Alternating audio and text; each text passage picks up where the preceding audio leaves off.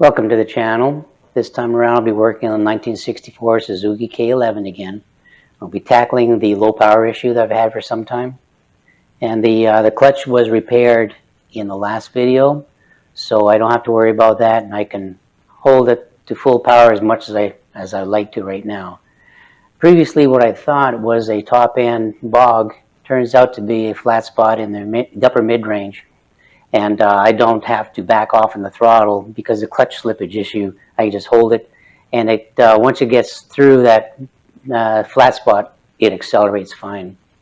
I've actually started to diagnose it a little bit prior to this introduction.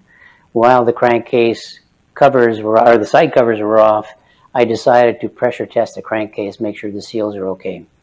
So let's diagnose this thing, and hopefully I'll get a few extra ponies out of it and get rid of that flat spot. So let's go. On inspection, I found that it's always wet down here under the carburetor, and I thought it was a leak, an oil leak down below, but there's a channel. You can't see it from here, but there's a channel right in there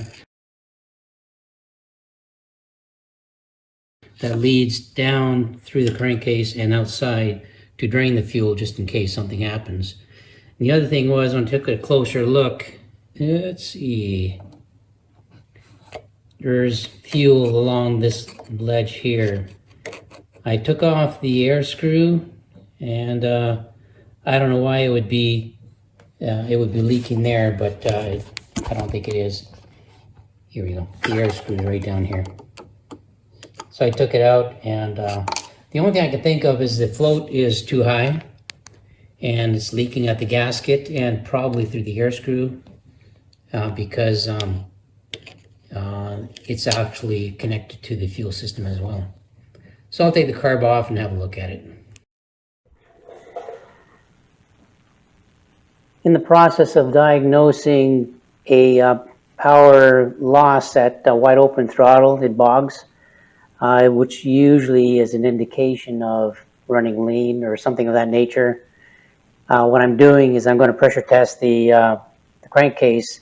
Well, I have the side cover off, and I did the clutch in the last video, so I just yanked the carburetor off real quick. And I'm just going to run put a little bit of air in the crankcase, see if there's any leak, or hear if there's any leaks. And I may even do a little vacuum test with a vacuum pump. So the first thing I want to do is see what happens. I only have it about 2 psi, so I don't want more than that. So I'm just going to put this on the intake with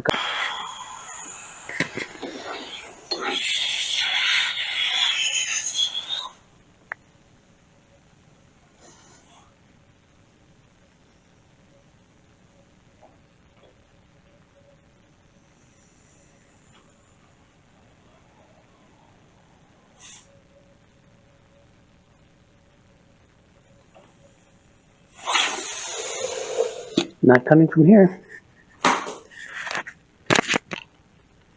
I'll do the same on the other side, but I have to pull the flywheel off. So I'll put this back together, and we'll continue.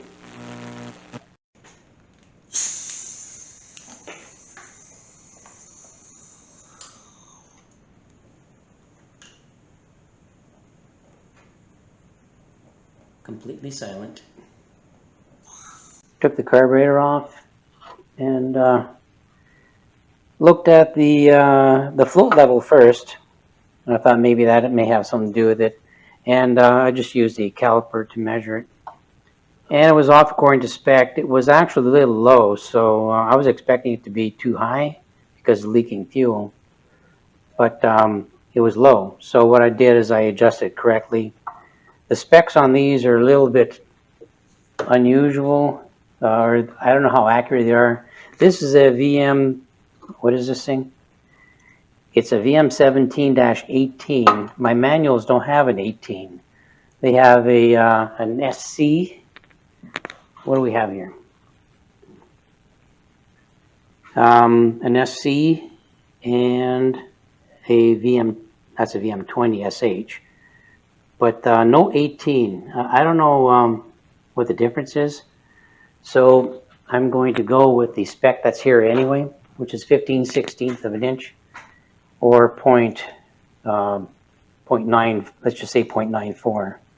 So just to that, and I'm going to pull the jets out and blow them out just to make sure while it's apart. And hopefully that'll take care of this part and get rid of this leak. The other thing I did as well was the air screw didn't have an O-ring or a washer, so I can't find a spec for that or a breakdown of the parts. So what I did is I took an O-ring and washer from let's see, that came out of my Buell. So that was a what is it? A CV40 carburetor. So yeah, it seems to be working okay. It's right. It's the right size.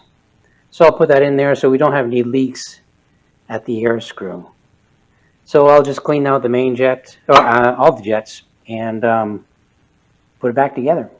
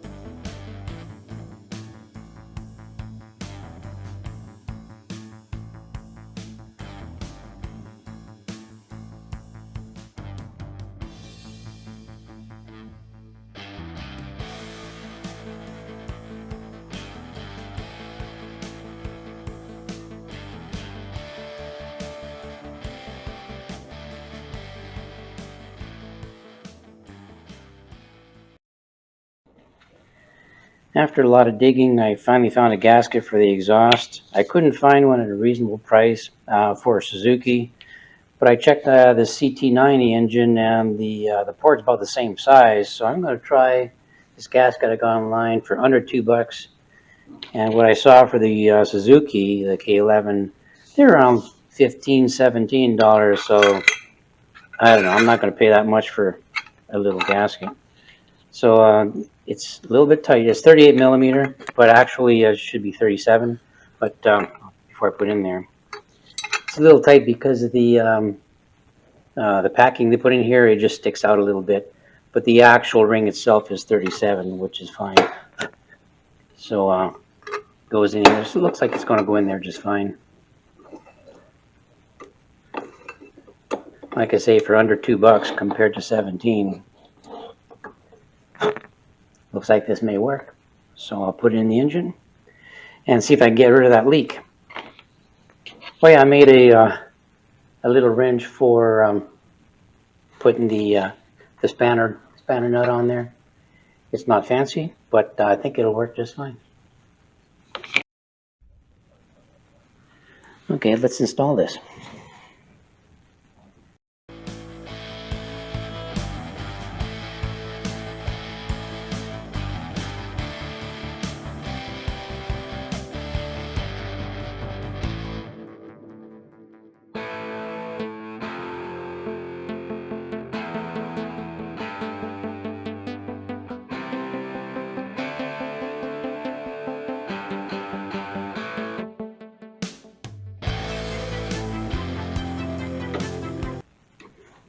All right.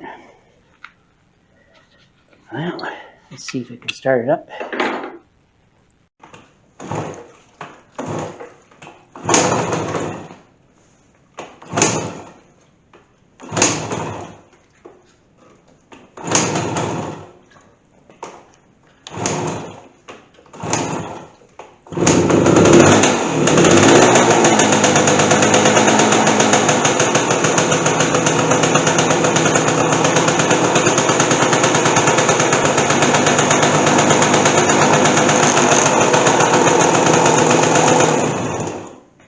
Nope, still leaking.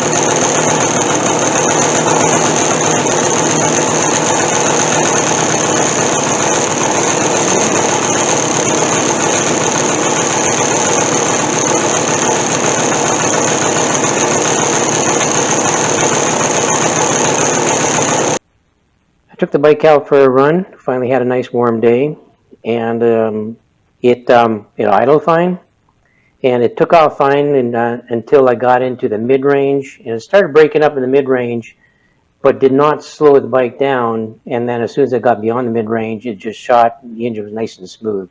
So what I'm going to do is I'm going to try to raise the needle jet one notch and see if that corrects it, and see if the power is improved in that area.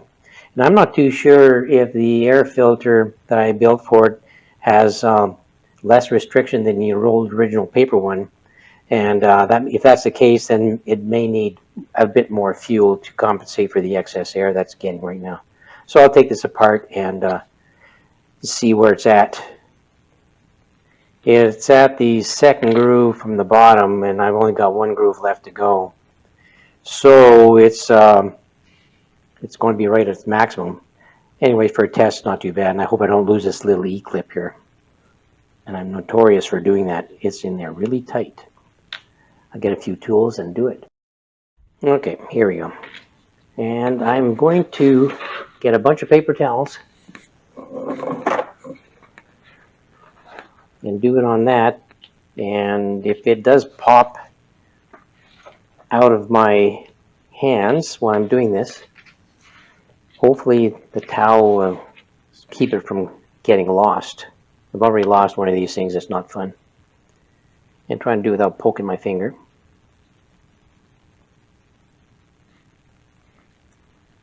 Hooray! That worked. I'm going to put in the very bottom groove here.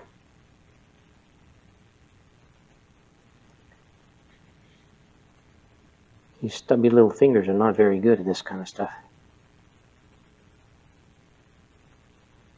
Stay.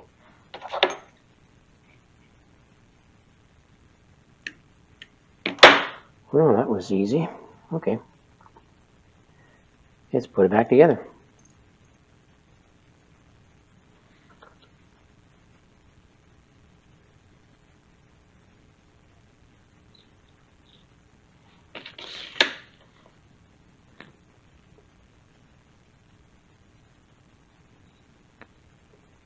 This is always a tricky part.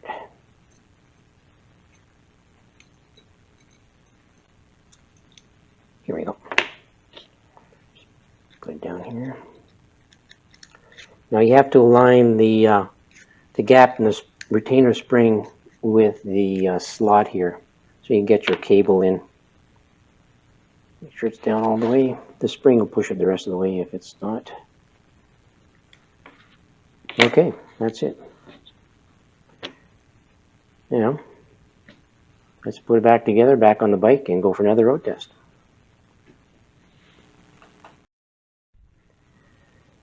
Well, lowering the needle one notch didn't do it, still doing the same thing, so I'm going to raise it, I'm going to lower it 2 notches and see what happens.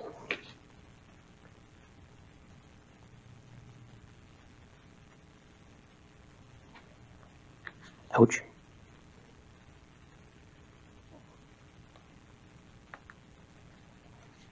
Okay.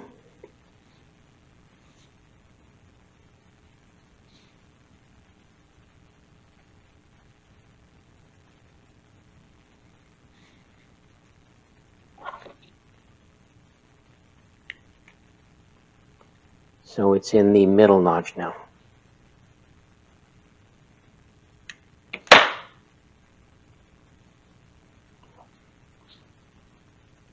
Put it back in. And fight with this little spring again.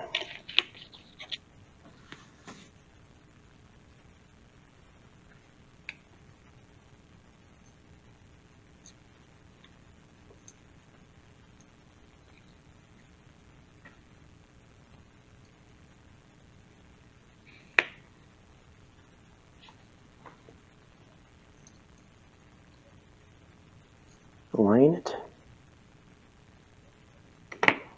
Make sure it's all the way down.